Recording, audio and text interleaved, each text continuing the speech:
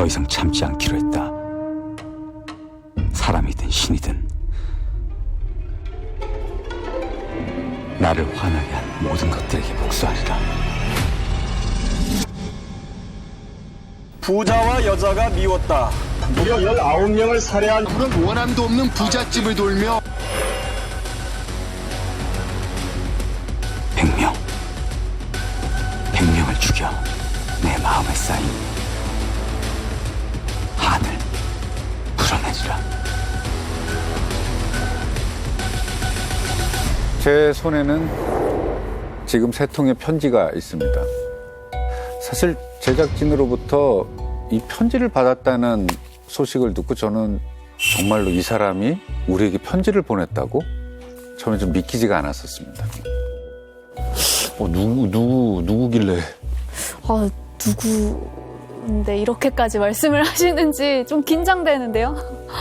제가 이렇게 표현하니까 마치 대단히 놀랍고 반갑고 뭐 이런 느낌으로 받아들일 수도 있는데 사실 저는 이 편지를 보자마자 온몸에 좀 소름이 끼쳤어요. 자, 우리에게 편지를 보낸 대한민국 역사상 손에 꼽힐 만큼 많은 살해를 저지른 연쇄살인범 유영철입니다. 부자와 여자가 미웠다.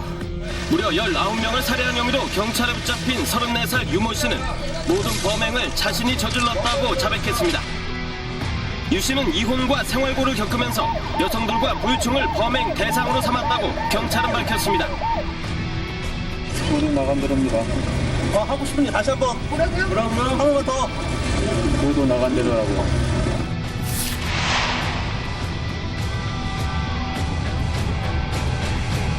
최단 기간의 최다 살인이었습니다. 10달 동안 20명이기 때문에 히데오 살인마라고 불려지는 게 맞고요. 아마 형이 확정된 이후에 이 사람이 이렇게 자세하게 자신의 이야기를 구체적으로 이렇게 들려준 거는 아마 모든 언론사를 통틀어서 저희가 처음일 것 같습니다. 네. 편지를 귀하 씨가 제가요. 아마 이 편지를 딱 보시자마자 이 글씨체랑 그냥 그런 것들 보면서 먼저 놀라실 것 같아요. 이게 뭐예요? 이게 타자기로 친 건가요? 약간 이게 딱 야. 느낌이 이상해요. 이게 손글씨. 아니, 이게 자를 대고 써도 좀 이렇게 삐뚤어지기 마련인데 각이 다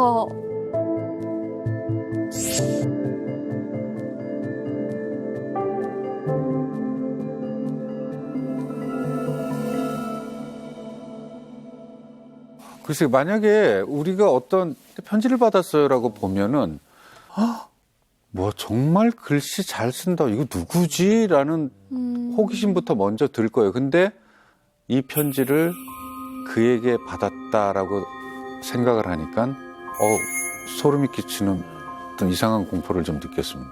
사실 저는 글씨체만 보고도 사람이 변하지 않는구나 이런 생각을 하면서 봤습니다. 이게 너무나 익숙한 필체고요.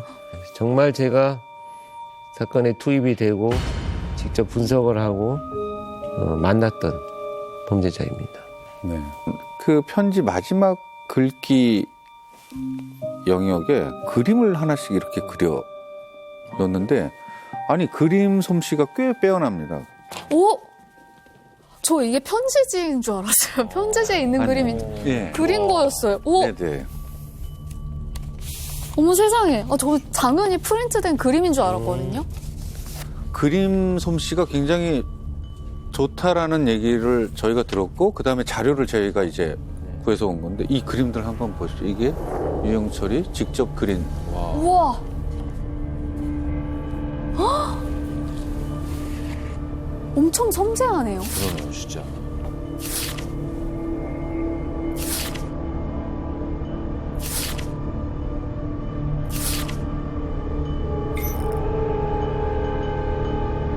자, 이 그림들의 공통점이 뭐가 있을까요? 어떤 만화, 특정 만화인 것 같은데요. 자, 보고 그린 것 같기도 하고. 여러분, 이 그림들의 공통점은요, 흑백이라는 겁니다. 여기에서 색깔이 나타났어요. 저는 이게 지금 어떤 의미가 있는지를 대충 짐작은 합니다. 지금 유영철은요, 몇 가지 색을 구분하지 못하는 장애를 갖고 있습니다. 그래서 그림을 그렸을 때 자기가 거기에 적절하지 않는 색을 입혔을 때 남들이 자신을 무시하는 것에 대해서 굉장히 예민한 이런 감정을 갖고 있거든요.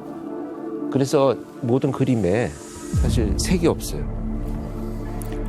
그런데 지금 여기는 저도 이번에 편지를 받은 내용을 보면서 정말 놀라운 것이 이미 자신을 어떻게 지금 평가받고자 이런 것들을 전혀 모르는 제작진에게 자신은 전혀 지금 자신의 과거를 전부 숨겨버리는 최소한의 노력을 하고 있다 이렇게 생각을 합니다.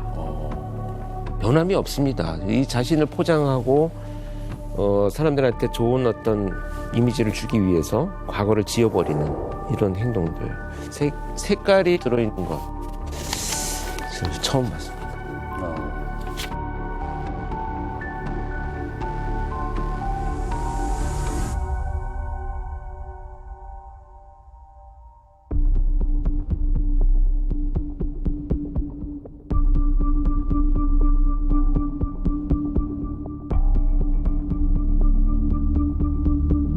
답장을 바라거나 이해를 구하고자 쓴 것이 아니니 가볍게 읽어주셨으면 합니다. 먼저 저는 어느 방송국에도 사건과 관련된 서신을 보낸 적이 없지만 채널A의 남다른 신뢰도에 일이 몇 자 끄적여 봅니다. 제주도 토속민들은 옥돔을 생선이라 칭합니다. 물고기야 다 생선인데 그리 고유어를 칭하는 이유는 생선 중에 생선이기 때문입니다. 사이코패스 하면 유영철이라고들 하는데 제 스스로 관련 서적들을 구해 냉철하게 테스트를 해본 결과 사이코패스로 명명되어진 건 오류라고 봅니다. 굳이 갖다 붙이자면 저는 환경적 요인에서 기민한 소시오패스 쪽에 더 가깝다고 보여집니다. 그저 기회주의자의 이기주의자인 나쁜 놈도 맞고요. 17년 전 저의 자백이 20여 명에서 멈췄던 건 연일 각 매체의 과잉 보도가 그 도를 넘었기에 그랬던 겁니다. 참, 이게 무슨 말이 정말 청산유수네요, 정말. 예. 특히 아주 인상적으로 남아있는 기억 중에 하나가 자기를 아주 대단한 사람으로 포장하는데 뛰어난 능력을 갖고 있습니다. 나는 다른 범죄자들하고는 다르다. 소위 사이코패스 진단을 나를 스스로 해봤다. 그러니까 나는 사이코패스가 아니고 소시오패스에 가깝다라는 것을 자기 스스로 진단을 하고 있고요. 그만큼 내가 수많은 공부를 했다라는 것을 알려주는 거죠.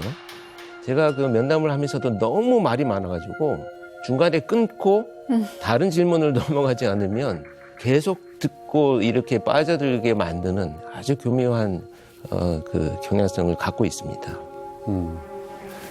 일단 계속 한번 읽어보겠습니다. 저는 권일용, 표창원 같은 프로파일러를 만난 사실이 일체 없음에도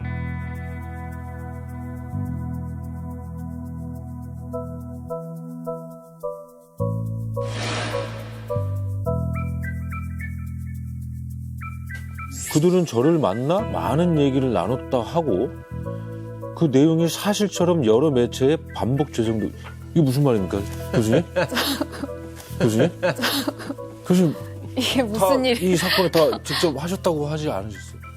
자, 여러분들은 이렇게 사이코패스의 말 한마디에 속아 넘어가는 장면을 보고 계십니다.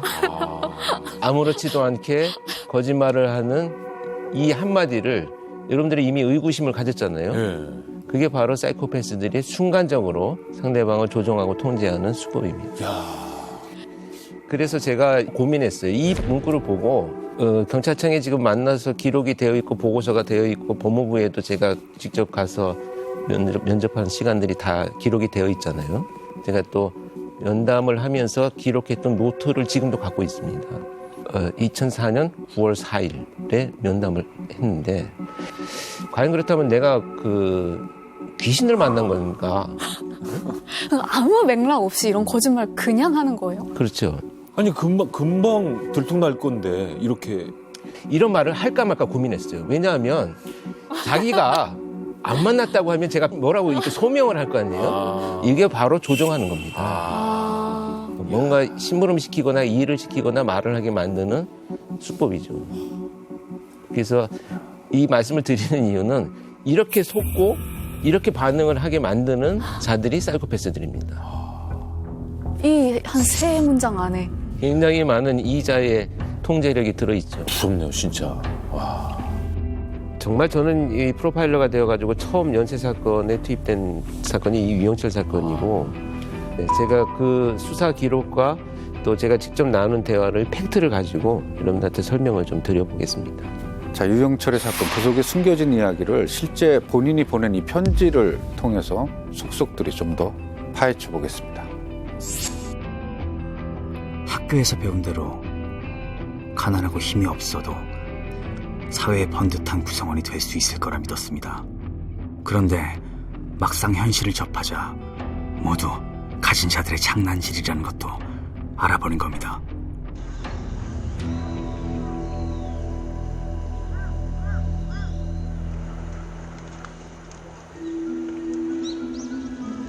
저기 살고 있는 사람들은 모두 위선자입니다. 가난한 자들을 업신여기고 짓밟고 착취해서 부자가 된 사람들.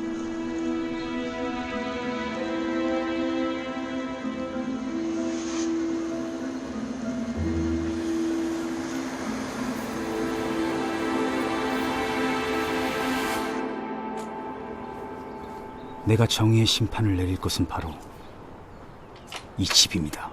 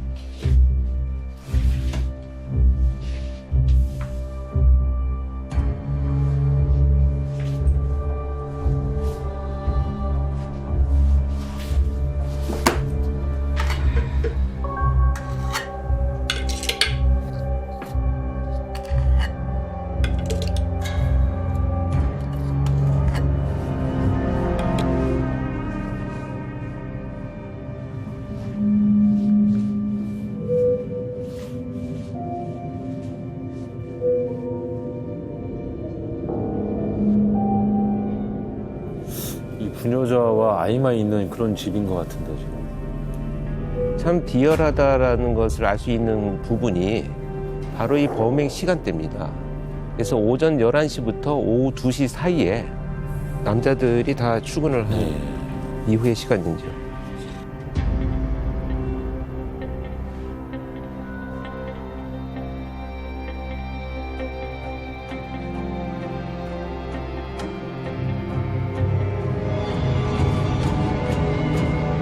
세상은 너무 불공평합니다. 누군 부자로 태어나 가난한 자들을 업신여기며 살고 누군 가난하게 태어나 비참한 삶을 살아야 하다니 정말 참을 수가 없습니다. 그래서 난 내 방식대로 정의를 실현할 겁니다.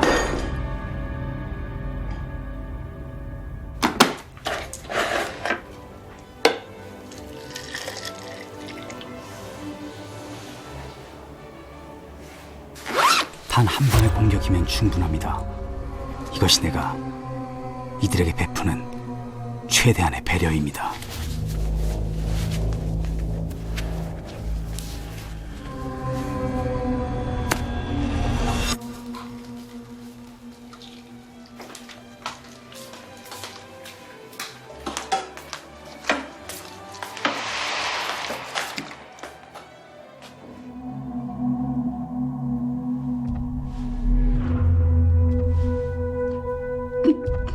누구세요?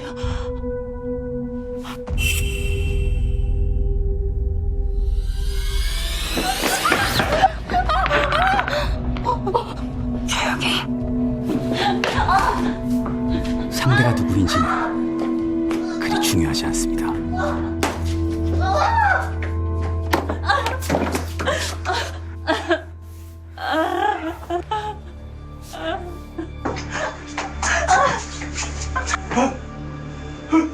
야, 움직이지 마. 가만히 있어. 어차피 지금까지 호의호식하며 편한 세상을 살아온 그렇고 쿨한 인간일 뿐이니까요.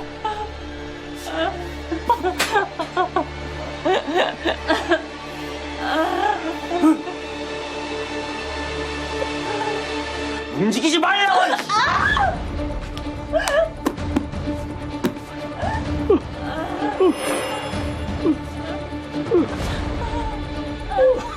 가만히 있으라니까. 망치로 머리를 때려. 고통 없이 보내주겠다고 하는데 왜 의미 없는 반응을 하는 건지.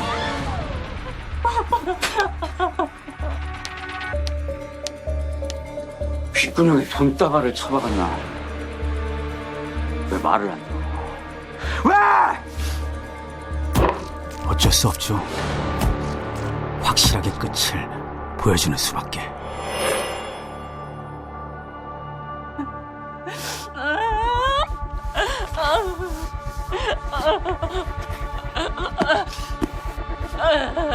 살려주세요.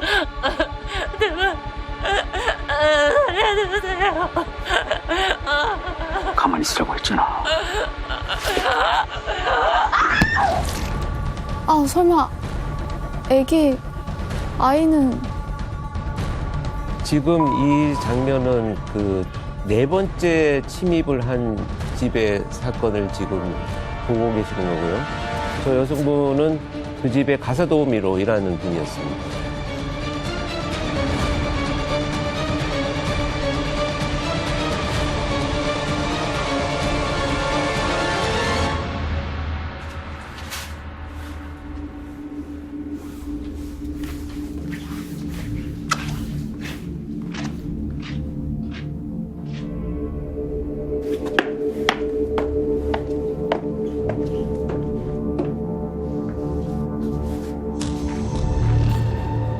나는 돈이나 노리는 좀도둑이 아닙니다. 하지만 잡히지 않으려면 어쩔 수 없이 트릭이 좀 필요했죠. 일부러 금고를 망가뜨려 좀도둑인 척 해왔습니다.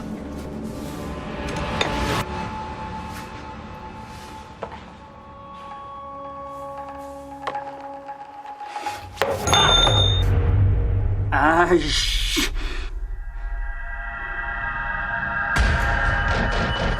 저의 흔적을 조금이라도 남겨서는 안 됩니다. 저는 아직도 해야 할 일이 많거든요.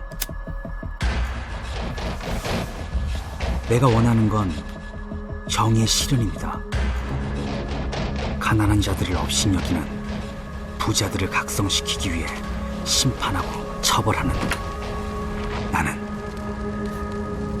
정의의 사도니까요. 범행 중에 손에서 피가 나서 그 피가 이제 자기의 흔적이 남는 거잖아요. 그래서 집에 불을 질렀다고 합니다. 그렇죠. 방화는 이 사건, 4번째 사건이 이제 유일합니다. 도우미 분께서 분유를 타고 계셨고 실제로 아기도 집안에 함께 있었는데 그 아기는 혹시 어떻게 됐나요?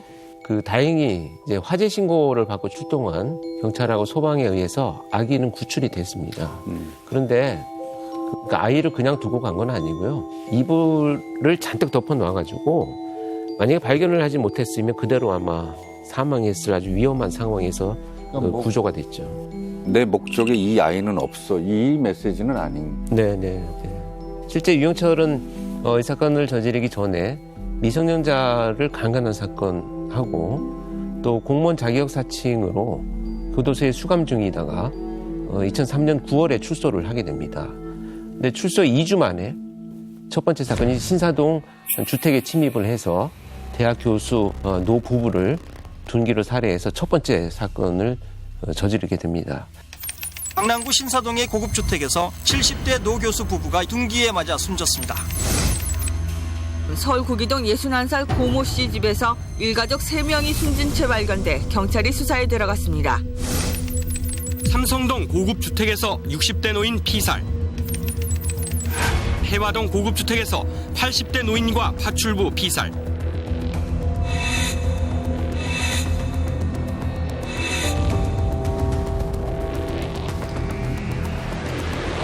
첫 번째 사건이 그렇게 벌어지고 2, 3주 정도 간격으로 3번의 사건이 더 벌어집니다. 그리고 총 4번의 사건 동안에 8명이 사망을 했습니다. 그리고 사망하신 8분 중에 7분이 아마 현장에서 다 사망을 하셨던 것 같아요.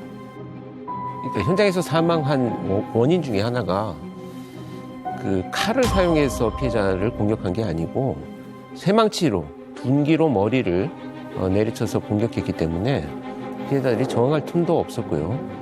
저 쇠망치를 이 손잡이가 기니까 이거를 가방에 넣고 다니기 위해서 자기가 잘라가지고 이거를 다시 만듭니다. 자, 이 배경에는 물론 지금 많이 알려진 것처럼 출소한 이후에 살인의 연습을 하러 개를 데리고 산에 올라갔는데 연습을 하러 갔죠.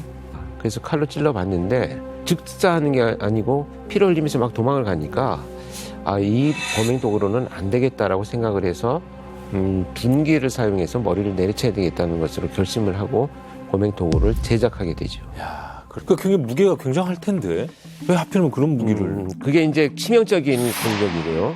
4kg 정도에 달하는 무게의 그 쇠망치인데 머리를 공격당하면요 비명을 지르지 못합니다.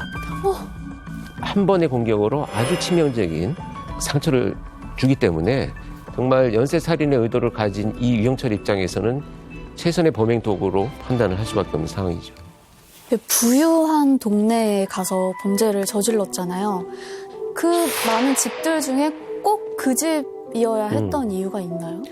제가 현장을 다니면서 다른 집들과 비교를 해봤을 때 담에 가려서 들어가기가 쉽다든지 또는 보안장치가 없다든지 이렇게 자기가 침입하기 쉽고 범행하기 쉬운 대상을 선택한 것뿐이지 뭐 부자들에 대한 혐오는 그냥 핑계에 불과하지 않나 이렇게 생각을 합니다. 그 부유층 살인 사건은 한 4번에 이제 그쳤잖아요. 네. 그 더 이상 일어나지 않는 또 특별한 뭐 이유가 있나요?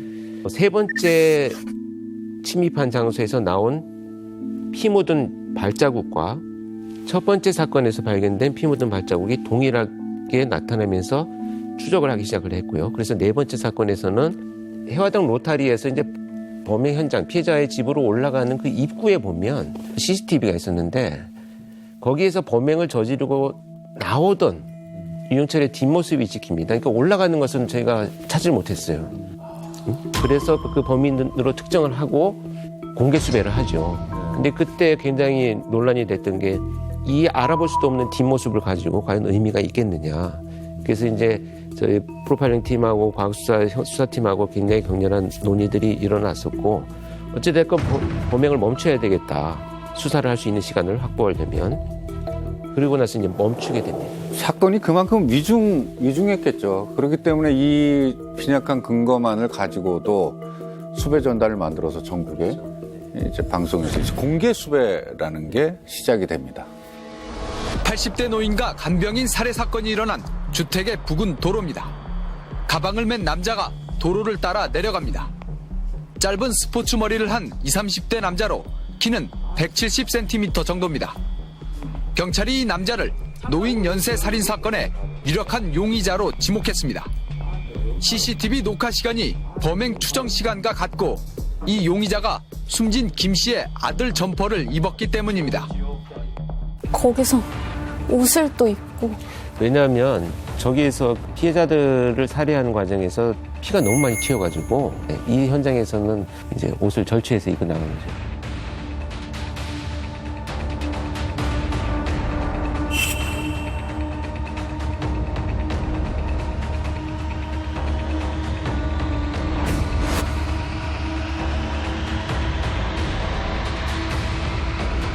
영상이 지금 얼굴이 나온 것도 아니고 뒷모습밖에 안 나왔는데 뭐 족적이 나왔다고 해도 같은 신발을 신고 있는 사람들이 전국에 뭐 한두 명이 아닐 텐데 그 정도로 저런 잔혹한 그 유형의 인간이 범행을 멈췄을까가 조금 납득이 좀 안 되긴 하네요. 물론 다른 사람이 볼 때는 이 사람을 인식하지 못해서 무의미한 수배 전단이다라고 생각할 수 있겠지만 이 유영철의 입장에서만 본다면 상당히 위협적인 지금 공개 수배입니다. 내가 어딘가에 가서 나도 모르게 내 얼굴이 찍힐 수도 있다라고 하는 나름대로의 어떤 그 두려움이 형성될 수 있는 수배의 상황이죠. 그러니까 범행을 멈췄던 이유가 그냥 저 뒷모습 찍혀서 공개적으로 수배가 시작되니까 그냥 잠깐 멈춘 거네요. 그리고 실제로 수배 전단에 오른 그 버팔로화를 버리고 다음 범행까지 118일 동안의 휴지기를 갔습니다. 그런데 그 이후의 범행은 또 완전히 다른 새로운 범행이 시작됩니다.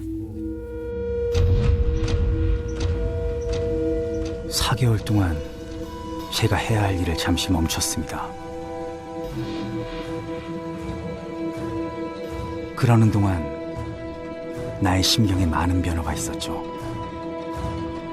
밤이 되면 끓어오르는 충동이 나를 사로잡았습니다. 그래서 심판의 대상을 바꾸기로 했습니다. 세상엔 제가 벌을 줘야 할 사람이 많았습니다. 특히 몸을 함부로 놀리는 여자들. 그들이 자신의 몸을 소중히 여기지 않는데 굳이 살려둘 필요가 있을까요? 내 원칙은 언제나 확실합니다. 고통 없이 한 번에 보내주는 것.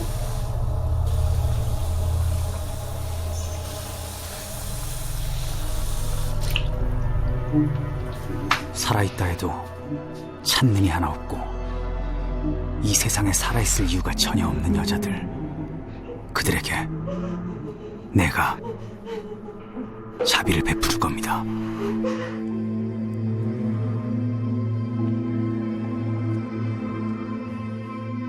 본인 집에도 지금 또 사람을 감금시켜주고 묶어놓은 거예요?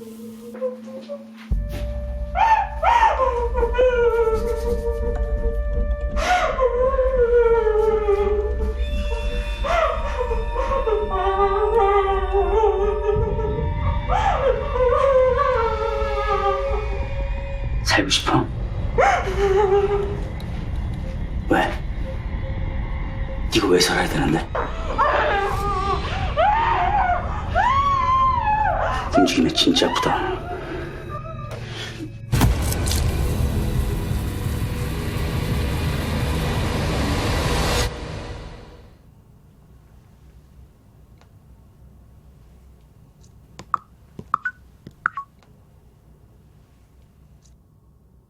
사체를 처리하는 건 마치 신대륙을 정복하러 가는 기분입니다.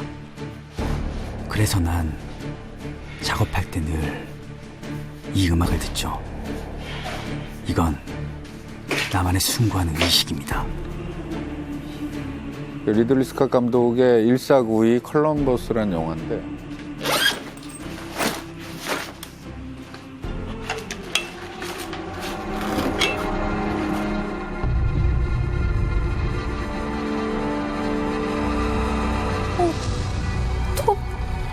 톱으로 뭘 하려고.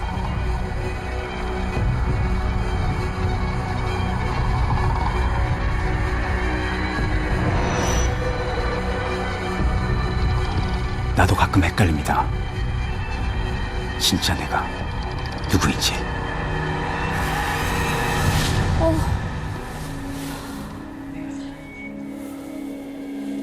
지금 여자를 계속 화장실로 데리고 오는 거잖아요. 그렇죠. 이제 집으로 유인을 해서 욕실로 보내서 쉽게 만들고 그 안에서 범행을 저지릅니다. 나중에 제가 그 면담할 때 그 욕실이 갖고 있는 의미는 뭐냐라고 질문을 했더니 그 욕실로 들어가는 그 이제 문지방, 그 문턱이 그야말로 내가 삶과 죽음을 결정하는 경계선이다. 이렇게 오만한 자기가 마치 사람들의 삶과 죽음을 결정하는 것처럼 그런 표현으로 이야기를 했었어요. 몇 달 뒤부터 벌어진 유영철의 그 다음번 사례들은 자신의 집으로 흔히 얘기하는 출장 안마업소의 사람들을 불러서 자기 집 안에서 살해를 하게 됩니다. 그렇습니다. 그래서 유영철이 결국 이제 20대 초중반의 이 젊은 여성들을 집으로 유인해서 그 자기 오피스텔의 욕실에서 이제 살해를 하고요. 거기에서 이제 시신을 훼손하는 잔혹행위를 저지르죠. 그리고 나서 훼손된 시신들을 이제 이동을 해서 안매장을 하게 되는데, 여기서 여러분들 이 수법의 변화와 함께 해석을 할 수 있는 것은, 자, 집집마다 다니면서 범행을 저지를 때의 위험성이 있잖아요. 목격의 위험, 실패, 또 자기 증거물이 남는 이런 여러 가지 장애 요인들을 완전히 제거한 장소가 어디입니까? 찾지 않는 피해자들을 자기 집으로 불러들이는 것이죠. 그래서 그 기간 동안에 상당히 범행을 어떤 방식으로 저지를까를 고심했다, 이렇게 생각을 합니다. 근데 제가 이거 잘 몰랐던 부분인데 그 살인을 저지르면서 이렇게 음악을 들었었어요. 이 음악은 이제 컨키스트 오브 파라다이스라는 웅장한 음악이죠. 신대륙을 발견할 때 그 영화에 등장했던 이 노래의 제목을 말하면서 저한테 혹시 아느냐라고 질문을 했었어요. 그래서 제가 모르겠다라고 했더니 알려줬습니다. 저한테 이러한 음악이다. 알려주면서 두 가지 이유가 있었다. 그런 굉장히 시신을 훼손하면서 내가 그 어떤 용기를 북돋우기 위해서 듣기도 했지만, 나도 나의 모습이 두려워서 그것을 극복하기 위해서 음악을 들었다, 이렇게 주장을 했었습니다. 그 음악이 굉장히 멋지고 웅장하고 스케일이 크고 대단한 일을 할 때 나오는 그런 음악인데, 범행 후에 아니면 뭐 처리를 하면서 듣는다는 게 과연 무슨 의미를 도대체 부여하고 있나. 제 생각인데 그 유영철의 살인은 말도 안 되는 신념에 대한 행동이거든요. 그래서 규칙을 정해놓고 자기 안에서 뭐 어떤 형식미를 갖추고 있어요. 그래서 아까 드라마 안에서 이거는 정의를 위한 거고 이건 심판인 거고, 그러니까 자기가 집행을 하는 거라는 거죠. 그래서 시신을 훼손하는 과정에서도 마치 신대륙을 가는, 우리는 상상할 수 없을 거예요. 아마 우리는 상상이 안 되는 20명을 살해한 사람의 이유를 우리가 납득이 간다라고 얘기하는 것 자체가 아마 되게 쉽지 않은 일일 거는 맞을 거예요.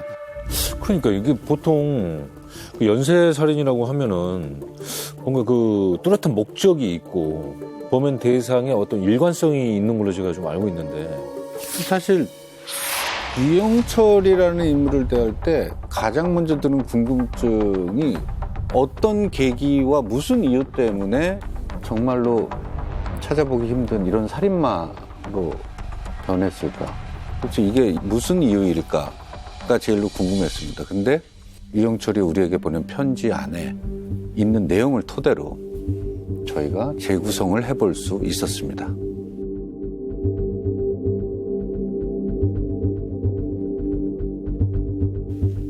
왜 이런 끔찍한 범행을 시작하게 됐죠? 인간은 여자도 남자도 모두가 연기자라지만 연민이 배신으로 돌아오는 것도 어느 정도지. 목 같은 인생. 마지막까지 제 편은 없더군요. 그게 무슨 말입니까? 당신 편 들어주는 사람이 없어서 살인을 시작했다. 저는 애까지 낳고 살던 여자에게선 버림을 당했으며 마지막 동거녀에게선 제대로 농락까지 당했습니다. 그러면 사람을 죽여도 된다? 살인의 당위성 따위 없습니다. 다만 평범한 사회 시스템에 속하지 못했던 저의 삶의 방식은 제 마음속에 무언가를 치유하려는 자기 치유 프로세스였을 뿐입니다.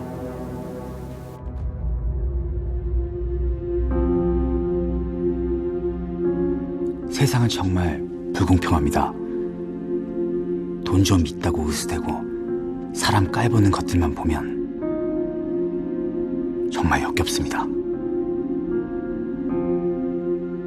이 불공평한 세상에서 가진 것 없이 태어난 내가 그나마 살아있다고 느끼는 순간은 쌓여있는 분노를 표출할 때였죠.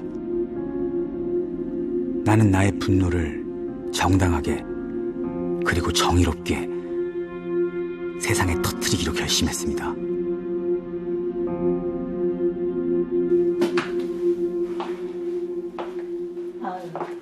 혼자 오셨어요? 경찰입니다. 여기 미성년자 도움 있으신다고. 정의와 원칙을 어기는 사람은 너무 많았고 나는 그들의 잘못을 바로잡아주는 거죠. 아, 경찰 사칭도 했었어. 네. 저 갈취를 통해서 생계를 유지해왔어요. 갈취요? 저렇게 해서 네. 돈을 받은 거죠? 이제 업주한테 그렇죠. 이제 돈을 협박하고 위협하고. 그래서 저 신분증을 저도 봤는데 인터넷으로 뽑아서 아주 비슷하게 자기 사진을 붙여놓고 마크를 미군 마크를 달고 다녔었어요. 미군 마크? 네, 좀 무식한 거죠.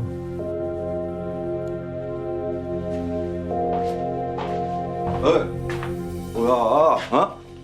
당신 누구야? 어? 아니, 제가 잘못 찾아왔나 보네요. 많이 파세요. 너 진짜 경찰 맞아? 어? 어이, 거기 전화 한번 해봐 거기. 112죠? 저 여기 경찰 사칭하는 사람 때문에 신고 좀 하려고 그러는데요. 빨리 좀 와주세요.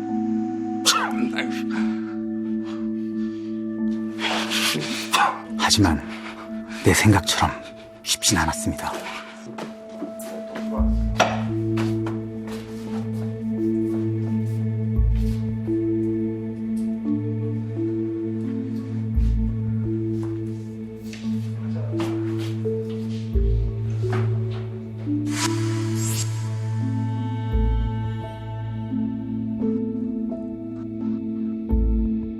나는 또다시 교도소 생활을 하게 됐고 이 일로 아내가 나를 배신했습니다. 더는 이렇게 못 살아. 우리 이혼해. 아니, 너 지금 그게 무슨 소리야? 여보, 이러지 마. 우리 아들, 애비 없는 아들 만들 수는 없잖아. 아니, 차라리 그게 나아. 전과자 아들 만드는 것보단.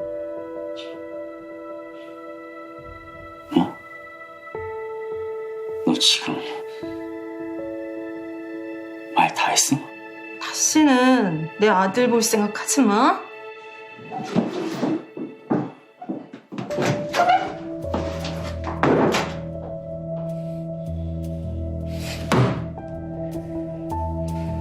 별것도 아닌 게 감히 나를 배신해? 피가 거꾸로 솟는 기분이었죠.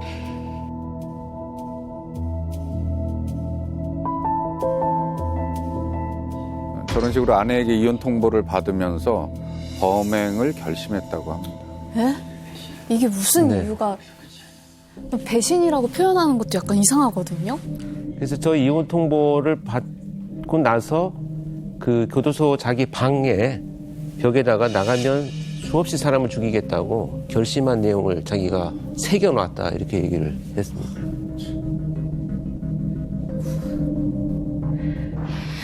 그런데 여자들의 배신은 여기서 끝이 아니었습니다. 사기꾼 새끼. 뭐 하자는 거야 지금? 애 딸린 이혼남매. 전과자 주제에 뭐? 나랑 결혼을 해? 기 막혀서 진짜. 네가 네 입으로 그랬잖아. 넌 내 거라고. 그땐 사기꾼인지 몰랐을 때고.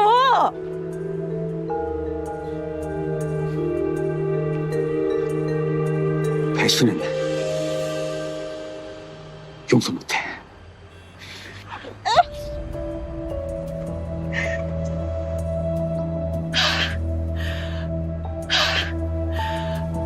나랑 그렇게 하고 싶니? 사줄게. 그럼 돈 내. 결혼까지 생각했던 동거녀도 나를 떠났습니다. 한 번도 아니고 두 번씩이나 여자들의 거듭된 배신에 난 도저히 참을 수가 없었습니다.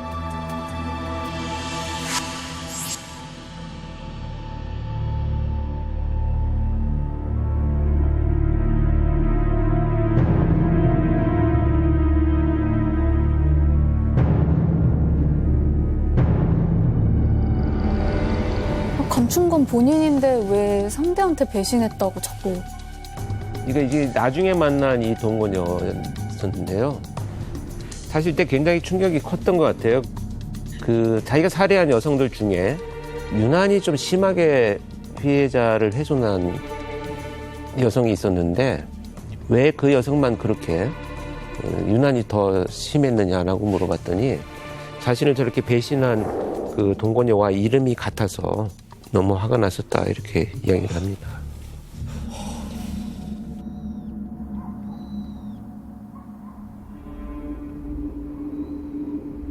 그래서 더는 참지 않기로 했죠. 사람이든 신이든 나를 화나게 한 모든 것들에게 복수하리라 다짐했습니다.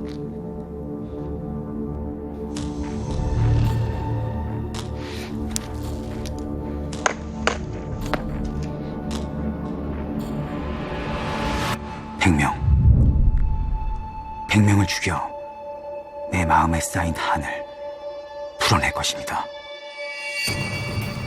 100명? 100명을 죽인다고? 여자한테 버림받은 것도 본인 입장인데 버림받은 거랑 1000명, 100명 죽이는 게 무슨 흐름인지.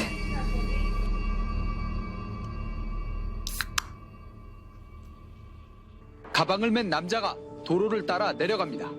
20, 30대 남자로 키는 170cm 정도입니다. 경찰이 이 남자를 노인 연쇄 살인 사건의 유력한 용의자로 지목했습니다. 나의 원함과 분노가 담긴 처절한 피해 심판이 거듭될수록 내 마음에 쌓였던 한은 조금씩 해소되는 듯한 기분이 들었습니다.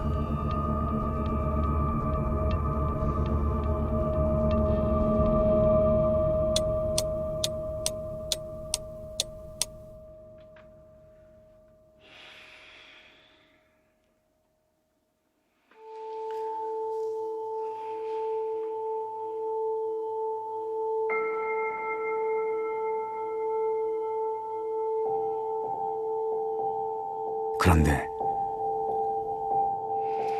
언제부턴가 살인을 하지 않은 날에는 잠을 잘 수가 없었죠.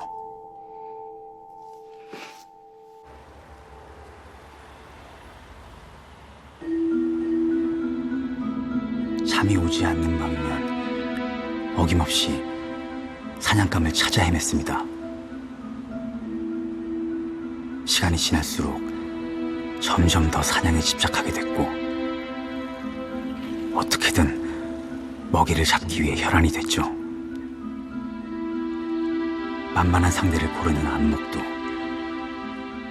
점점 높아졌습니다.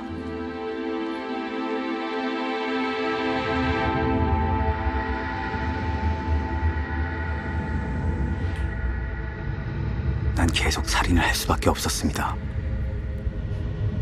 나의 편안한 숙면을 위해서, 내가 살아있기 위해서.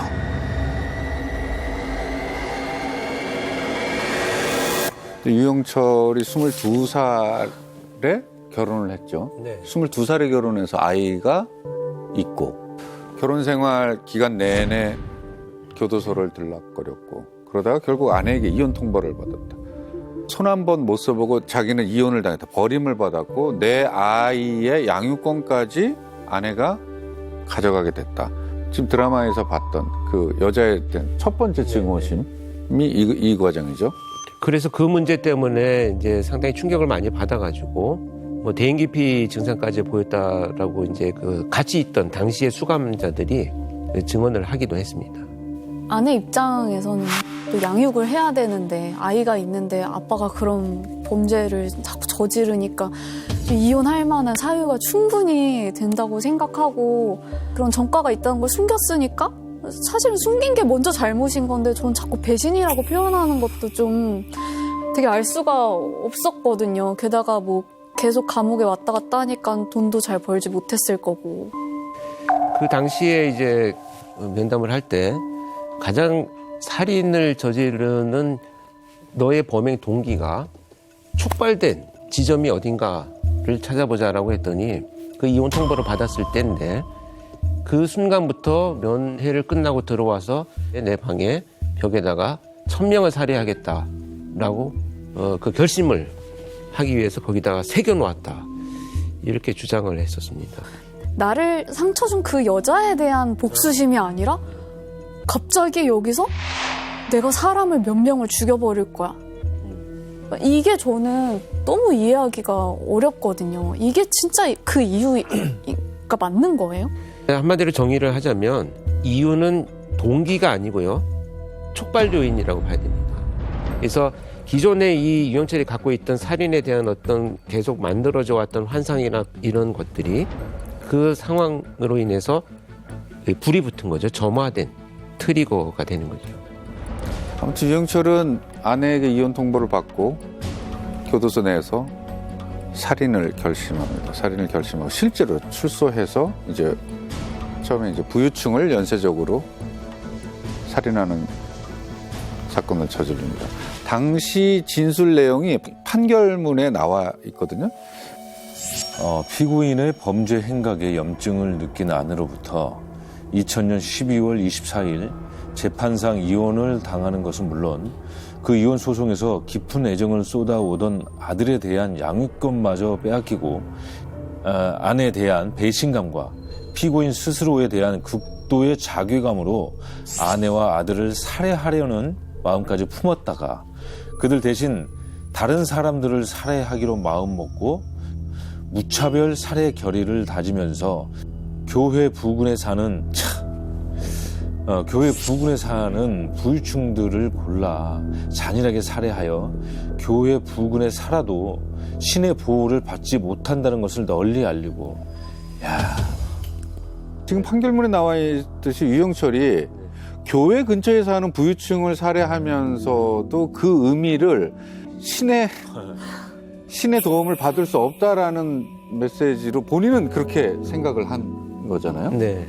그게 왜냐하면 이제 그 절도범죄로 체포가 되었을 때 제가 간절히 기도를 했다고 합니다. 내가 이번 사건만 처벌받지 않고 나간다면 새로운 삶을 살겠다.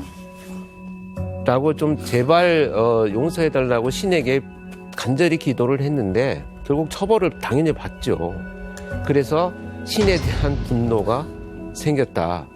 저도 사실 두 번째, 세 번째 이 사건이 발생했을 때 현장에 투입이 돼서 가보면 정말 큰 교회들이 옆에 있긴 했었습니다.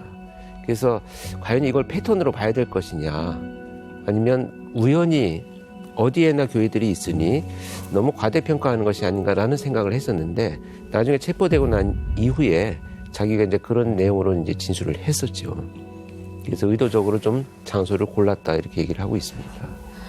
근데 처음에는 이제 범행 대상을 전 부인과 이제 아들로 특정을 하기는 했었었네요. 네.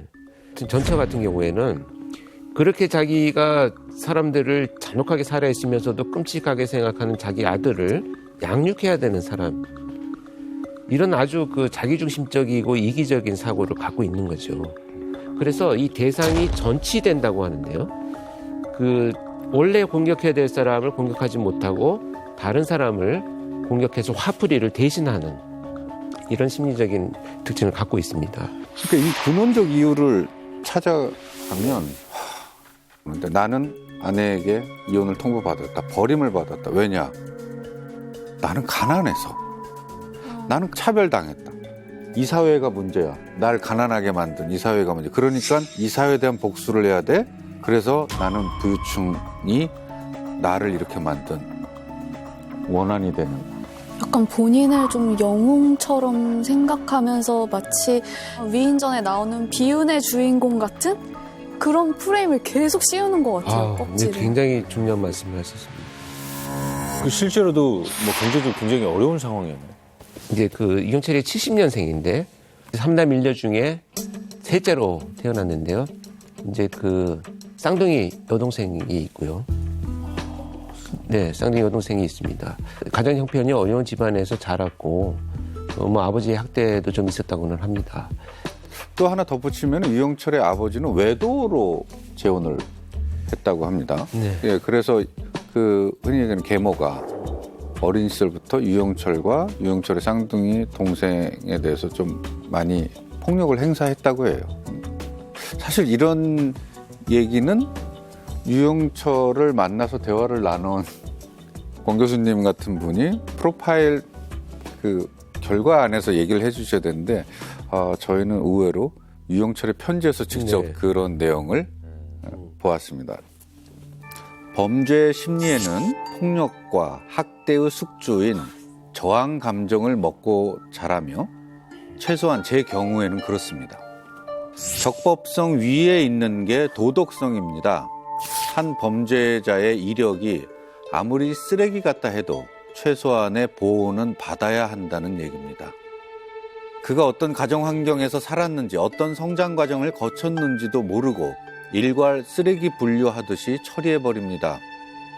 어떤 사람이든 학대받은 환경에선 악해질 수밖에 없는 겁니다. 자신이 학대받았다고 느끼는 이들은 자존감 훼손에 대한 투쟁을 하다가 그도 안 되면 사회에 나가 자신들의 방식인 범죄로 표출해버리기에 그 악순환은 계속해서 되풀이되고 있습니다.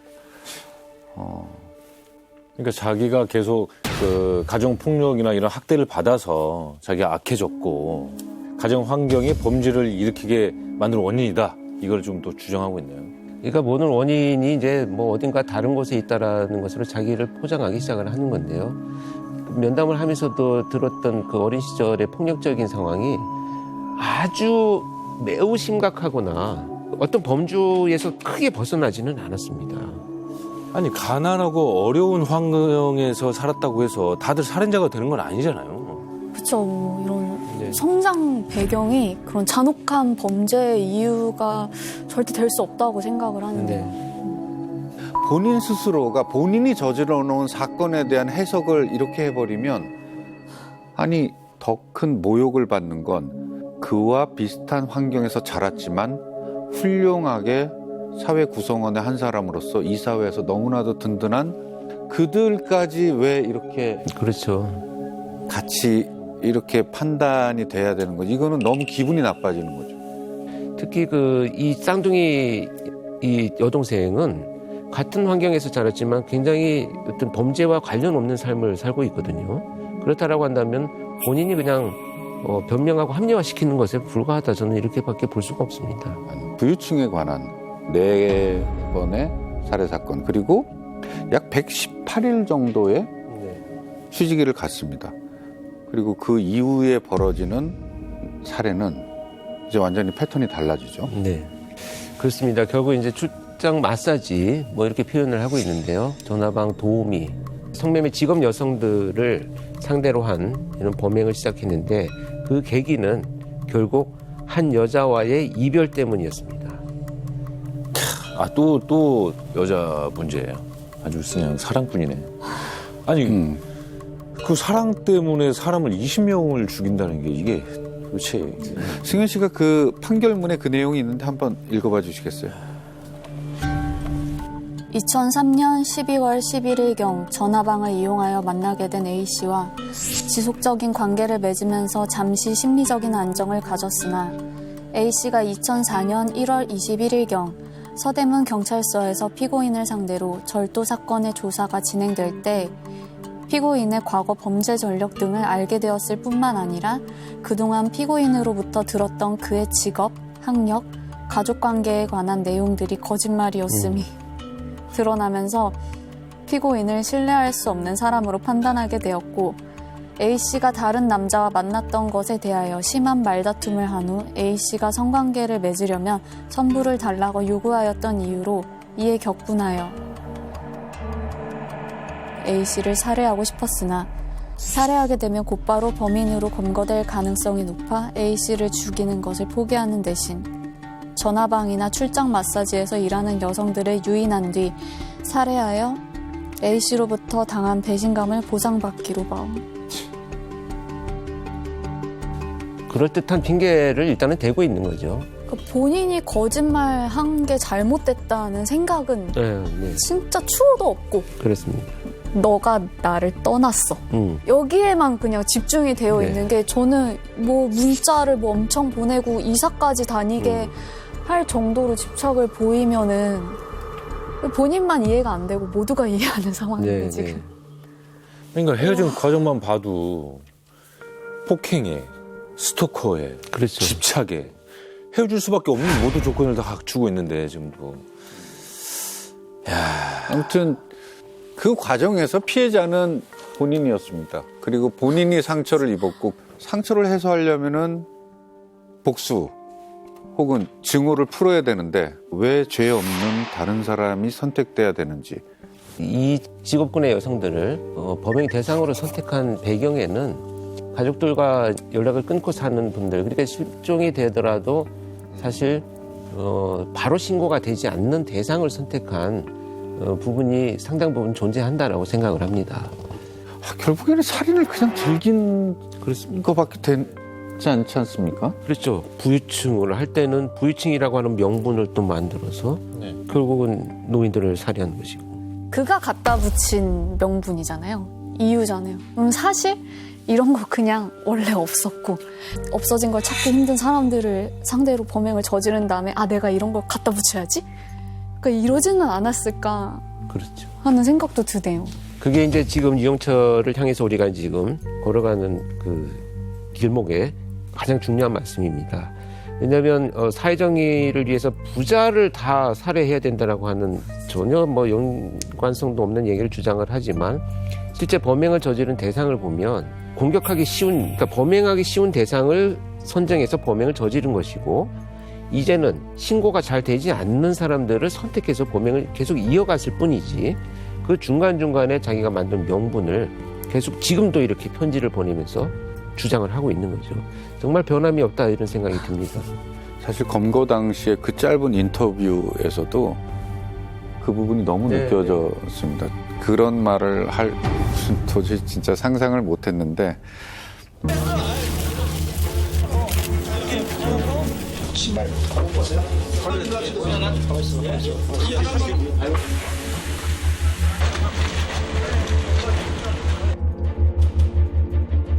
이 계기로 여성들이 함부로 뭐 몸을 놀리거나 하는 일이 없었으면 하고 부유층들도 각성했으면 합니다.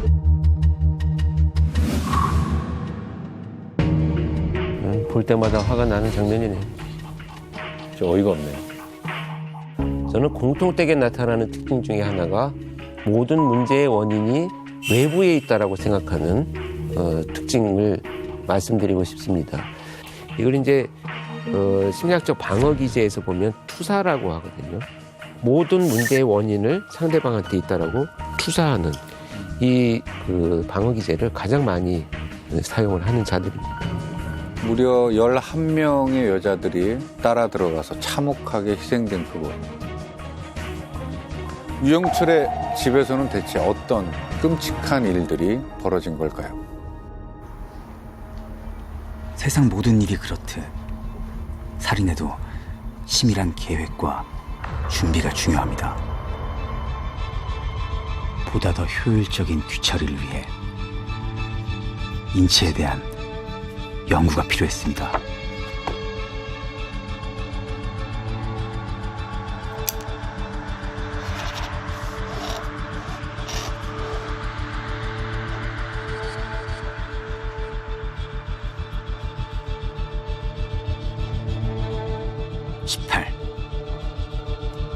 나의 행운의 숫자이기도 한 18은 가장 완벽하고 효율적인 숫자입니다. 지금 시신 훼손을 잘하려고 해부학까지 공부를 하고 있네. 그러니까 약간 복수, 분노보다는 좀 즐거움이 느껴지는. 그러니까 무슨 게임을 하듯이 즐기고 있네. 그러니까 본인의 엑스레이를 찍어서 그 엑스레이 사진을 보면서 어느 부분을 훼손을 해야지 잘 될 수 있는지를 지금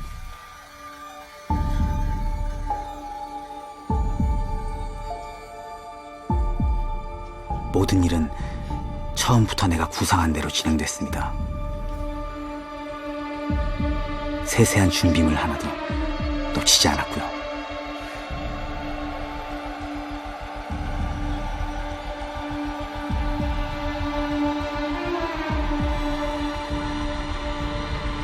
빈틈없는 꼼꼼한 준비가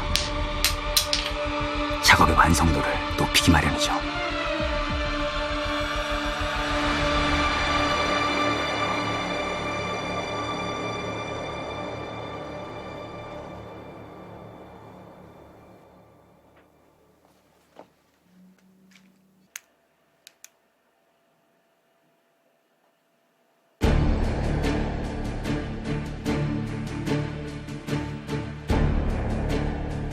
나의 숭고한 의식을 장식해줄 응원가.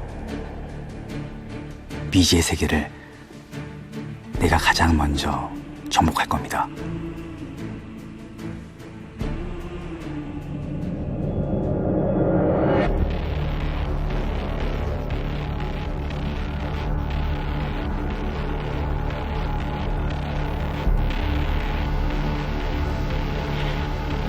키가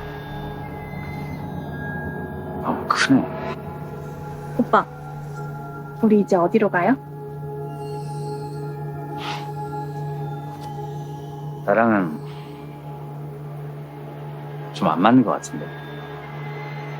네? 키가 너무 크거나 몸집이 큰 여자는 일부러 제외시켰습니다. 뭐야, 이 오빠. 내 일을 번거롭게 하니까요. 키 큰 여자는 또 그냥 돌려보는 애? 그냥 힘드니까? 크면? 아.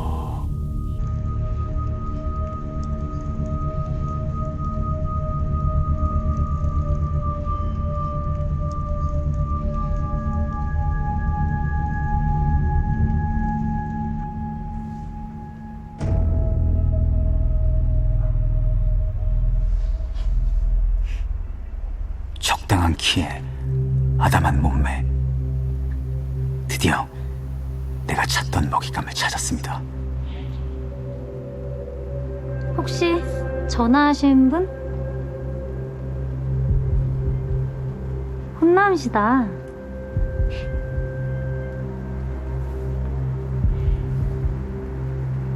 경찰입니다. 뭐야, 이 오빠. 율라킹이 집중 단속 나왔습니다. 같이 가시죠. 저 일한 지 얼마 안 됐어요. 한 번만 봐주시면 안 돼요? 가중처벌 받기 전에 같이 가시죠.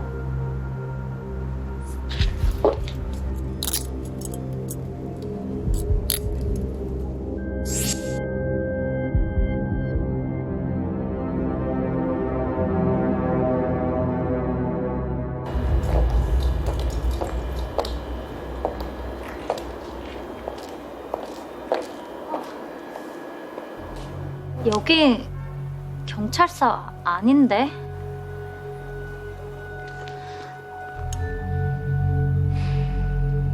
우리 집이에요.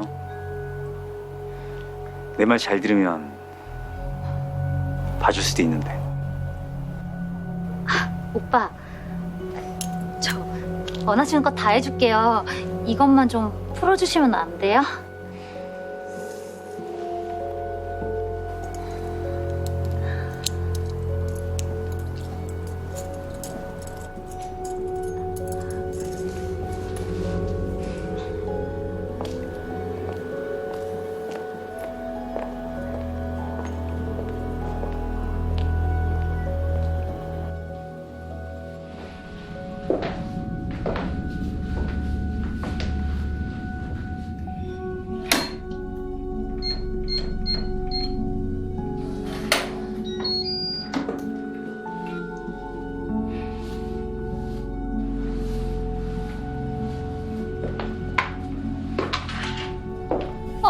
진짜 그만 들어가지 마.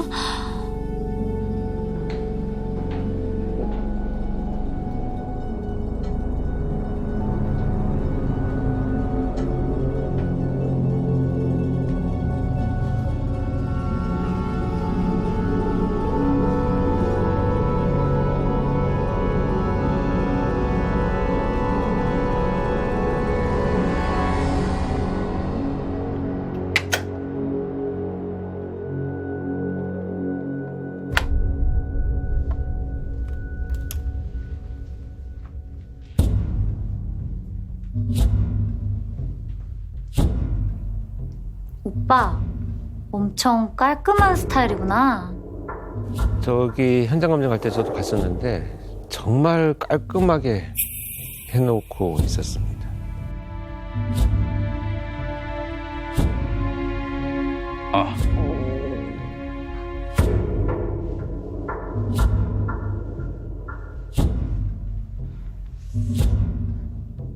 배고픈가 보다.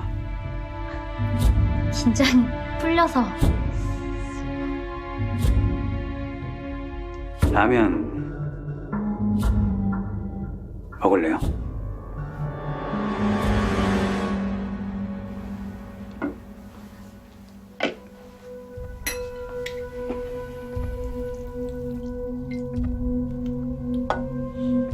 자, 먹어요.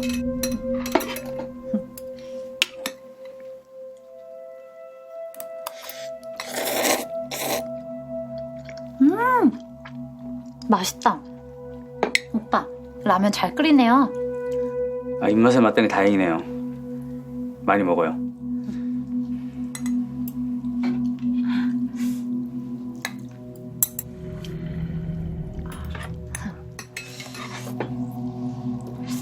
경찰이라 그래서 처음에 무서운 사람인 줄 알았는데 알고 보니 꽤 다정하네.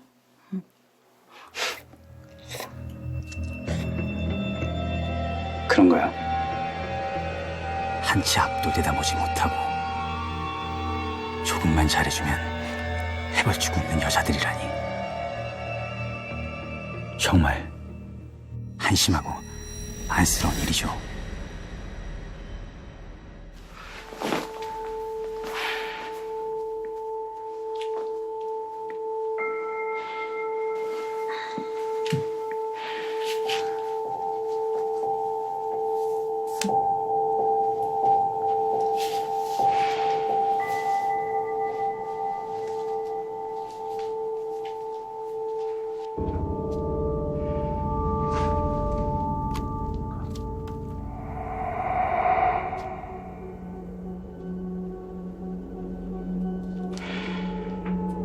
근데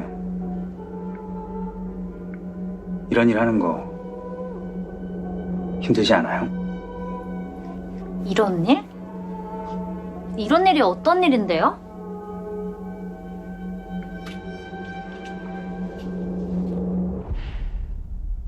돈 받고 이런 거. 즐겼으면 됐지. 웬 참견? 아, 저 기분 상했다면 미안해요. 아니에요. 돈까지 주고. 고마워요. 먼저 씻을래요? 네.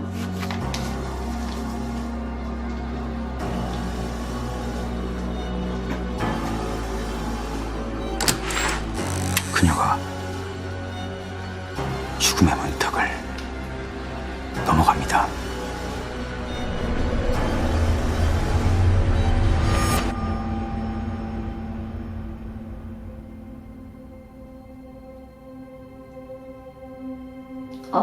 이게 무슨 냄새야?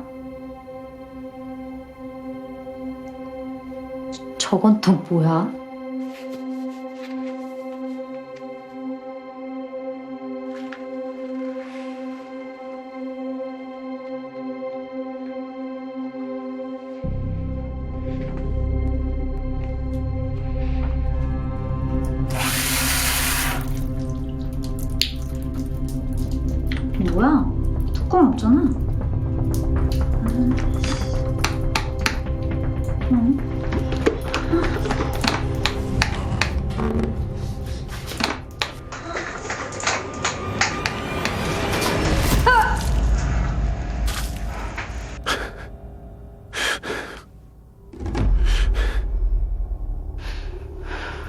인간 본성의 끝은 어디인가?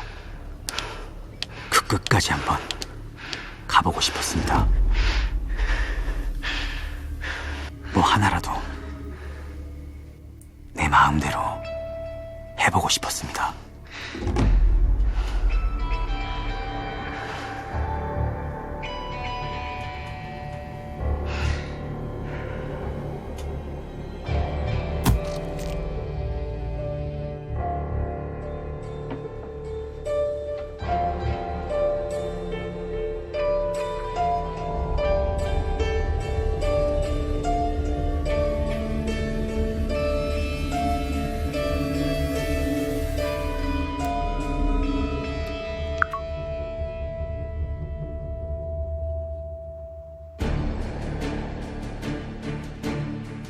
이 일을 할 때는 온 신경을 집중해야 합니다.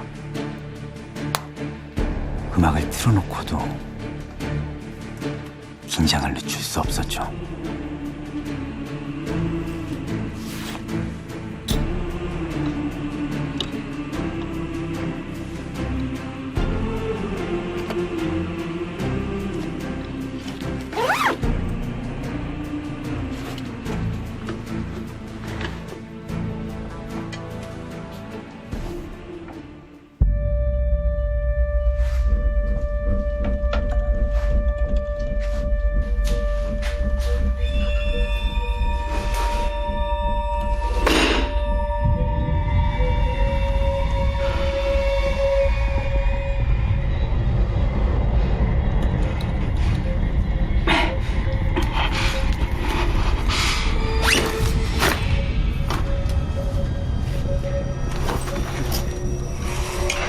파괴의 유혹은 강렬했습니다.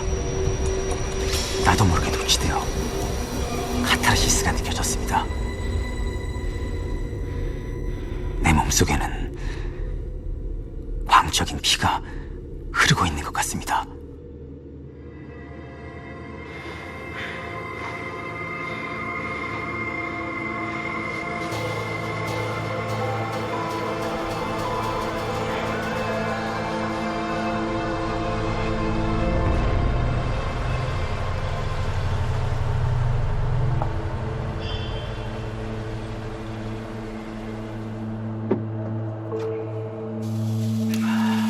나는 이미 기쁨의 절정과 괴로움의 극치까지 모두 느껴보았습니다. 아, 이게 무슨 냄새야? 예? 아, 이거요?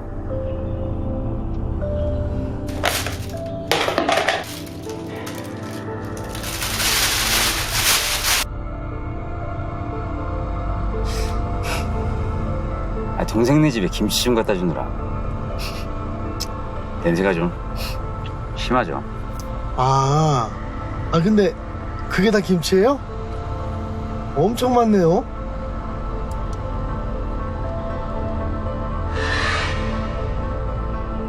동생이 식당 하나 보다. 그쵸?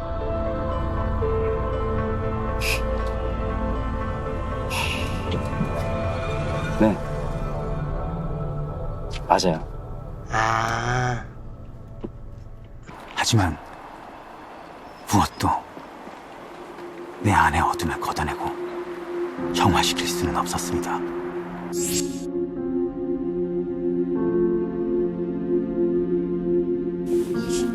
철저하다 정말. 김치를 사전에 준비를 하고 봉지에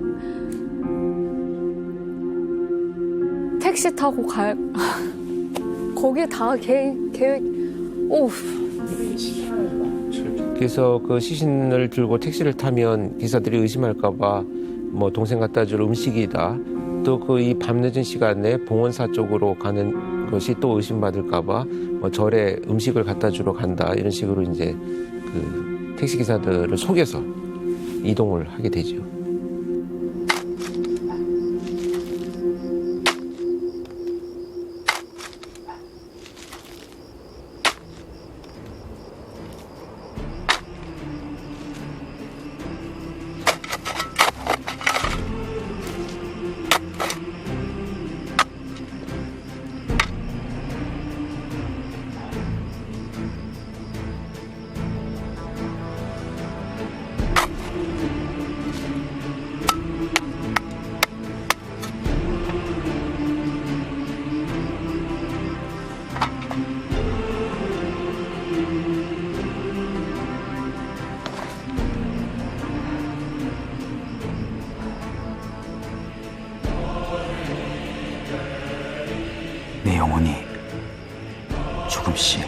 조금씩 존모가 들어가는 것 같았습니다.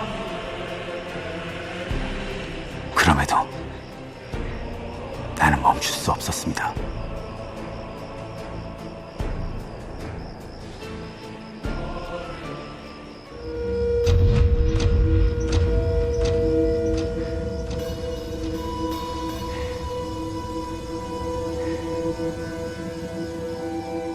네,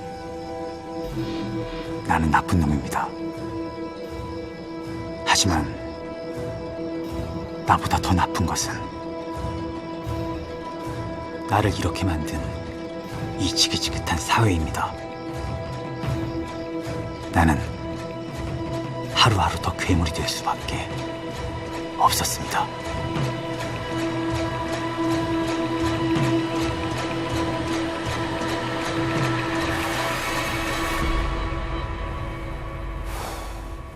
아, 네, 이게 뻔히 드라마인 걸 알면서도 보는데 이렇게 와 눈을 뗄 수가 없네 정말.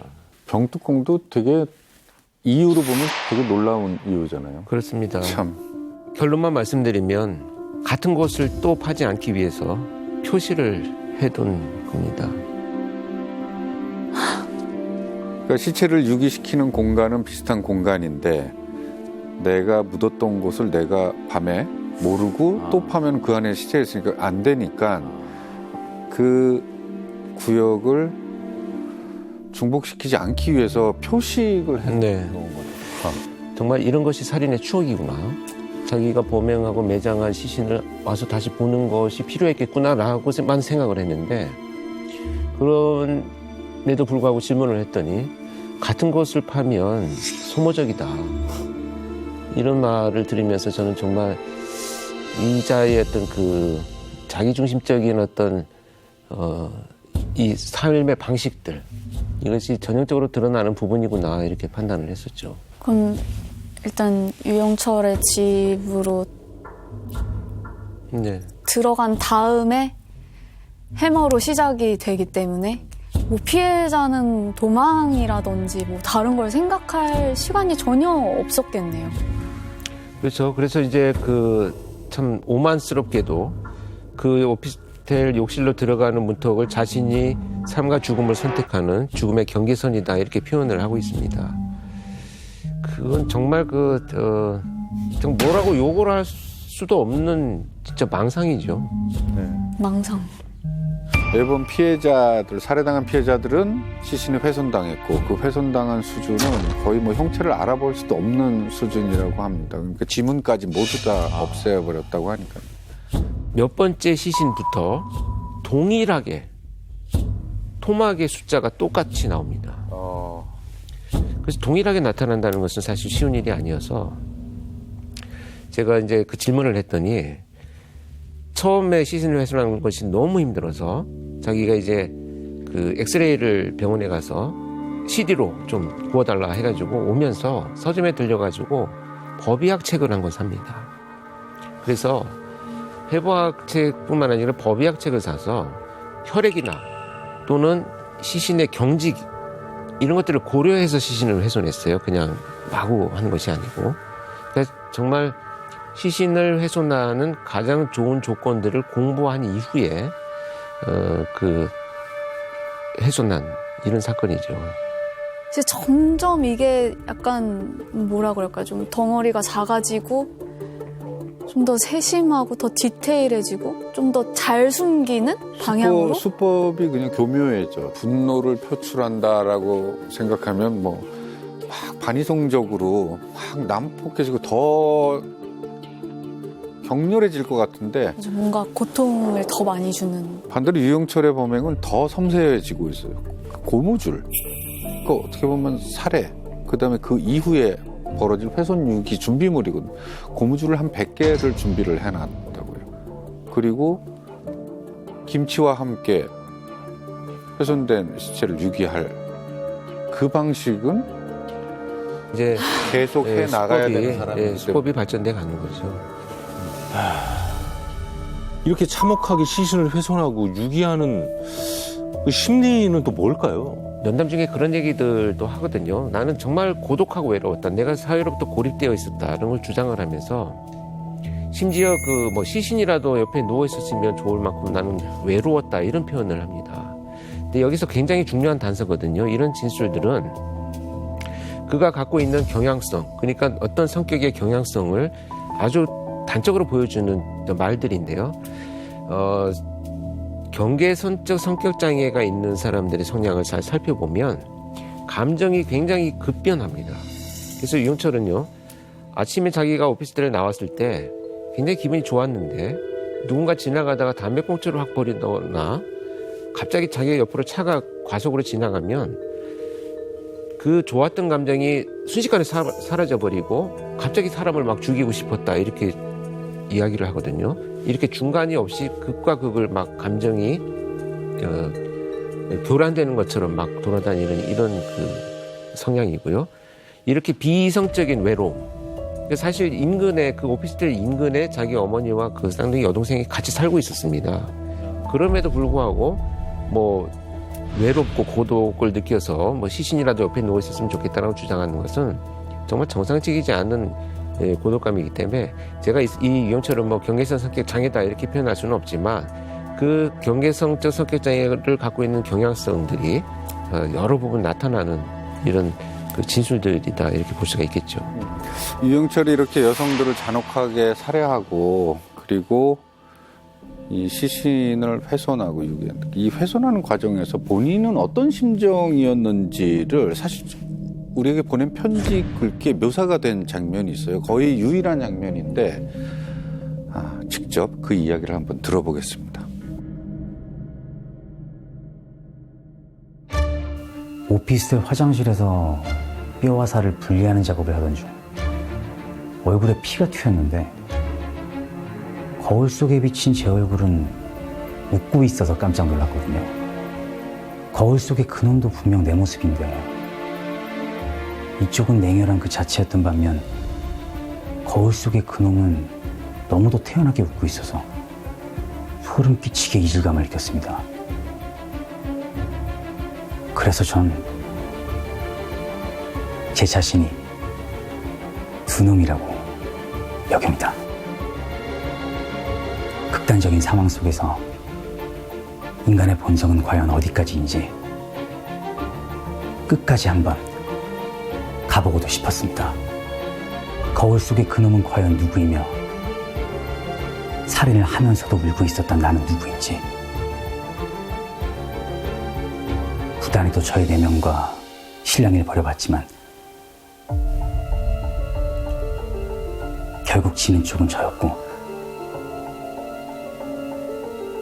또다시 저는 살인을 하고 있더군요. 변함이 없네요. 지금 편지에서도 이 말을 똑같이 반복을 합니다. 그리고 마지막까지 내 안에 또 다른 사람이 있다라는 것으로 끝내는 거죠. 자신의 행위를. 유영철이 보낸 편지에 이런 문장도 있습니다. 한 번은 운전 중에 비가 와서 와이퍼를 켰는데 역차선에 있는 차들을 보고서야 비가 오는 게 아니라는 걸 알았습니다. 바로 제가 울고 있었던 겁니다. 드디어 저에게도 살인에 의한 후유증이 나타났다 생각했고 너무 바보 같고 비참해서 입술에서 피가 날 정도로 제 얼굴을 때린 적도 있습니다. 그 이후론 시도 때도 없이 울고 다니거나 지독한 악몽을 수없이 꾸면서도 슬픈 살인은 멈추지 않았으니 미친놈 그 자체였던 거죠. 그러니까 진짜 이게 말이 뭐 이렇게 진실성이 전혀 느껴지지 않고 마치 굉장히 뭔가 막 꾸며진 시나리오의 어떤 한 부분을 보는 듯한 그런 느낌이에요. 뭐 말도 안 되는 어떤 빗물이 내리는지 내가 눈물을 흘리는지 모르겠다라는 이런 그 앞뒤 전후 맥락도 없는 글들을 쓰면서 살인을 이어간 그런 자죠. 그의 어떤 그런 말도 안 되는 궤변이 전혀 설득력이 없고 힘이 없다는 걸 왜 본인만 모르고 계속 이런 헛소리를 하는지. 근데 이 엄청난 연쇄살인 사건을 저지른 유영철이 결국에 그의 범죄가 드러나게 되는 거는 놀랍게도 그의 자백 때문이었다고 합니다. 아, 자백이요? 네. 내막을 보면요. 2004년 7월 달에 유영철은 이제 납치 의심 용의자로 체포가 됩니다. 이게 왜냐하면 유영철과 통화를 했던 피해 여성들이 실종이 되니까 납치해서 여성들을 다른 곳으로 보낸 납치 의심 용의자로 일단 체포가 되죠. 이렇게 해서 업소 관계자가 이제 경찰에 신고를 하고 잠복 중에 있던 경찰이 이제 같이 협동으로 체포를 하게 되죠. 전화로 아가씨를 보내면 애들이 일을 갔다가 오지라는 거예요. 집에 무슨 일이 있어요. 한 3개월 정도 일을 못 할 것 같아요. 그리고 나서 애들이 이제 연락이 안 되는 거죠. 통화가 아예 안 되고 그래가지고 의심을 했죠. 그래갖고 이거는 납치다 생각하고 제보를 하게 된 거죠. 검거 당시에 유영철은 2개의 핸드폰을 가지고 있었다고 합니다. 첫 번째 전화기가 본인 거, 근데 뒷번호가 1818이었대요. 그러니까요. 다른 하나는 이제 뒷자리가 5843인 전화기였는데 이게 바로 실종된 그 여성의 핸드폰이었답니다.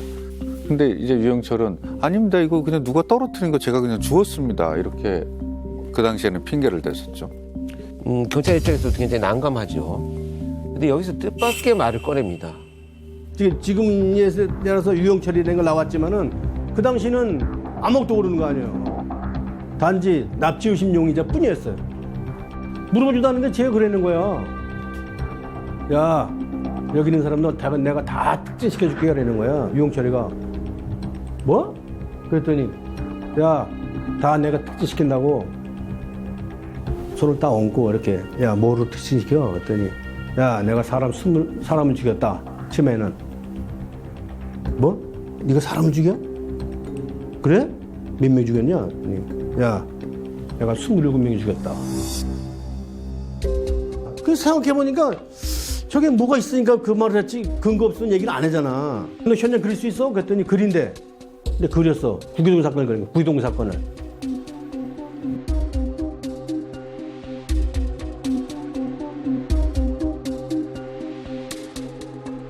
더 그릴 수 있어? 더 달래. 줬어. 그때 구기동, 삼성동, 해화동, 신사동 다 그린 거예요.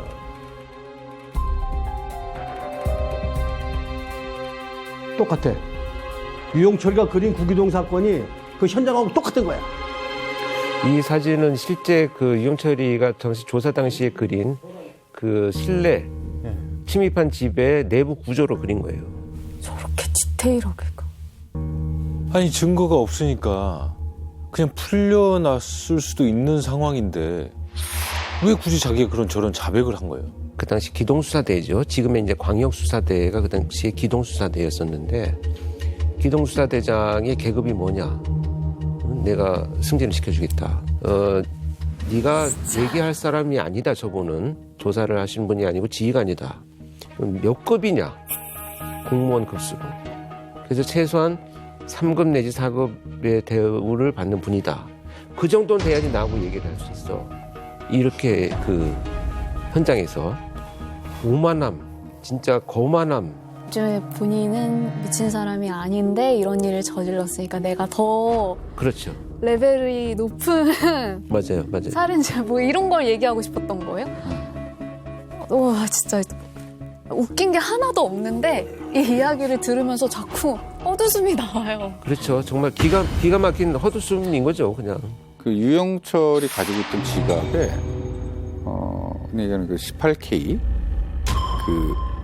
저는 팔찌인 줄 알았는데 발찌.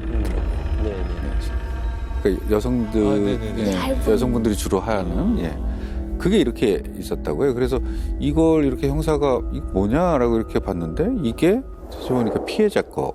그 지갑에 넣어서 다녔다. 그러니까 1억짜리 현금 다발도 그냥 놓고 왔다는데 피해자의 그 발찌 그거를 지갑에다가 이렇게 했다고. 근데 그게 발각이 돼서 아마 그 계기로 유영철이 범인의 범행을 낱낱이 이렇게 얘기하기 시작을 했다고 합니다.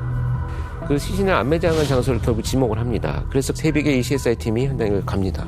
근데 나간 팀에서 시신 발견됐다는 보고가 옵니다. 현재까지 확인된 희생자는 모두 19명. 범행 현장이나 야산 등지에서 발견된 시신은 경험 많은 수사관들도 고개를 돌릴 만큼 처참한 모습이었습니다.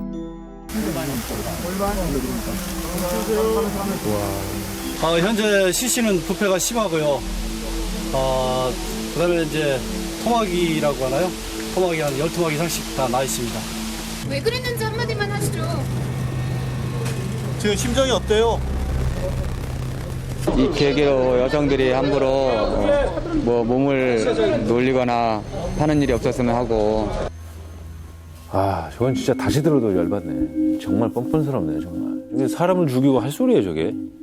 그 유영철 검거하는 과정에서 경찰들 입장에서 굉장히 난감한 일도 있었다고 들었습니다. 그렇습니다. 이거 참 경찰이 그래서 저렇게 중요한 범인을 체포를 해놓고 당시에 조사하는 과정에서 유영철이 도주를 했어요. 아니, 자백을 해놓고 도망은 왜? 지금 그 도주를 하는 순간에는 경찰에게는 지금 본인 입으로 얘기한 27명을 살해한 범인이 지금 도주한 거잖아요. 아니 근데 물어보지도 않았는데 스스로 자백을 다 해놓고 이제 와서 다시 도주를 한 건 또 무슨 경우인지 모르겠네요. 이 자백이라고 하는 것이 죄책감을 표현한다든지 정말 이 범죄를 멈추고자 하는 의도가 있는 것이 아니다라는 것을 여기서 이제 우리가 충분히 알 수 있는 거죠. 증거가 나와서 추궁을 받고 처벌받을 것에 대한 어떤 그 자신에 대한 이 두려움들은 갖고 있었다는 얘기가 되겠습니다. 자, 같은 시각에 다른 형사들은 유영철의 주거지이자 연쇄살인이 벌어졌던 현장이죠. 유영철의 오피스텔을 찾았습니다. 네. 자, 저렇게 이제 유영철의 집 안 오피스텔을 보면 정말 약간 강박적으로 보일 정도로 이제 꼼꼼하게 정리가 되고 깔끔하게 잘 그 치워져 있었고요. 도주했을 때도 이미 이제 그 범행 도구를 이제 은폐하고 난 이후에 도주한 것으로 판단을 했습니다. 왜냐하면 그 범행에 사용된 이 한마죠, 쇠망치를 현장에서 발견하지 못하고요. 인근을 수색하던 과정에서 경찰이 찾아냅니다. 그래서 그 화장실에는 물론 이제 뭐 치우지 못한 범행의 흔적들로 가득 남아 있었고요. 말씀드린 대로 그 틈바구니에 남아 있는 혈흔들. 그래서 그 혈흔을 확인하기 위해서 이제 그 불을 전부 끈 다음에 루미너로 뿌려봤더니 정말 파란색으로 이 굉장히 많은 혈흔 반응들이 나타나는 것을 볼 수가 있었죠. 경찰은 제보 덕분에 붙잡은 유 씨를 다시 놓치기도 했습니다. 당초 절도 혐의로 경찰 조사를 받던 유 씨가 자신의 살인 혐의를 자백하면서 수사는 빠르게 진행되는 듯했습니다. 그러나 유 씨가 심하게 아픈 모습을 보여 경찰 감시가 소홀해졌고 유 씨는 그 틈을 놓칠세라 기동수사대 정문을 통해 달아났습니다. 우리나라에서 어떤 범죄자에게 사이코패스라는 단어를 이렇게 붙인 것도 거의 유영철이 처음이다라고 제가 들었습니다. 당시에 이제 체포되고 나서 이제 그 심리학계에서 상당히 이제 이목이 집중이 됐죠. 과연 이 자가 어떻게 분석할 것인가. 그래서 저희 경찰청의 저희 프로파일러하고 그 이제 각 심리학의 각 분야별 교수들이 모여가지고 이제 세미나를 여러 차례 개최를 하면서 사이코패스 개념을 이제 정리를 하기 시작을 했습니다. 희대의 연쇄살인마 유영철 재판 결과가 어떻게 됐습니까? 유영철은요, 살인, 현주 건조물 방화, 사체 손괴, 그다음에 공문서 위조, 위조 공문서 행사, 공무원 자격 사칭, 폭력행위 등 처벌에 관한 법률 위반, 또 사체 유기, 도주 일반 자동차 방화, 사체 은닉, 절도의 혐의로 기소가 됐습니다. 결국 2004년 12월에 사형 선고를 받았습니다. 그런데 현재까지 형은 집행되지 않고 있습니다.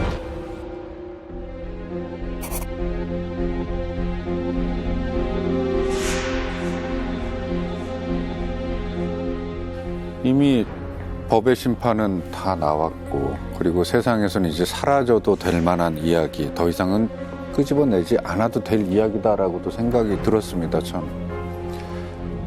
그리고 그 사건을 다시 한번 되짚어보면서 또 한 번 소름 돋는 공포는 그의 이런 편지를 받고 이 오랫동안 감옥에 있으면서도 그는 아직도 이런 생각을 하고 있다라는 생각을 드는 순간 그가 만약에 그날 신촌에서 잡히지 않았다면 지금 우리와 똑같이 살면서 그의 범행은 과연 멈췄을까? 아니면 얼마나 더 많은 희생이 따랐을까? 이 생각이 지금도 멈추지 않는 이상, 그리고 그렇다면 2022년 지금 유영철의 그 다음 희생자는 과연 누가 됐을까? 유영철에게 살해당한 20명의 피해자 중에 아직도 신원조차 밝혀지지 않은 사람들이 있고 또 그 유가족 중에는 그 고통을 못 참아서 스스로 목숨을 끊은 일도 있었다고 합니다. 뭐 오늘 다룬 유영철 사건뿐만이 아니라 말씀해 주셨던 동료의 사건들에 희생당하신 억울하게 돌아가신 분들 부디 고통 없이 평안하시길 바라면서 오늘의 이 이야기는 여기서 끝을 맺을까 합니다.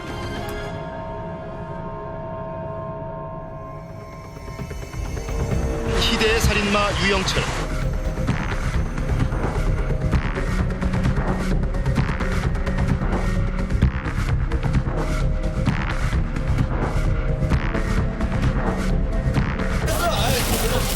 여성들이 함부로 몸을 놀리거나 하는 일이 없었으면 하고 부위층들도 각성했으면 합니다.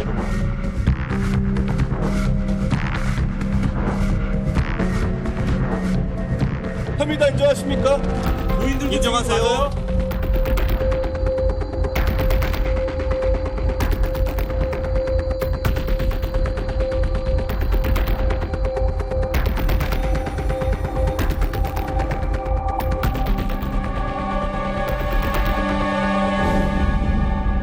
오늘 다룰 사형수는 평생 온갖 범죄자를 다 만나봤다는 저로서도 이해가 되지도 않는 범죄입니다.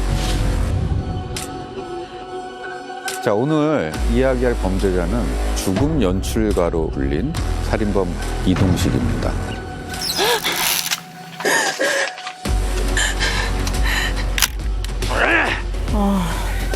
미친 사람이네, 진짜. 아니, 그럼 사형 집행은 얼마나 또 빠르게 이루어진 건가요? 저 2년 3개월 만에 집행이 됐습니다. 그럼 다른 여죄가 또 있을 수도 있는. 이 일의 마지막 반전이 또 남아있습니다. 채널 A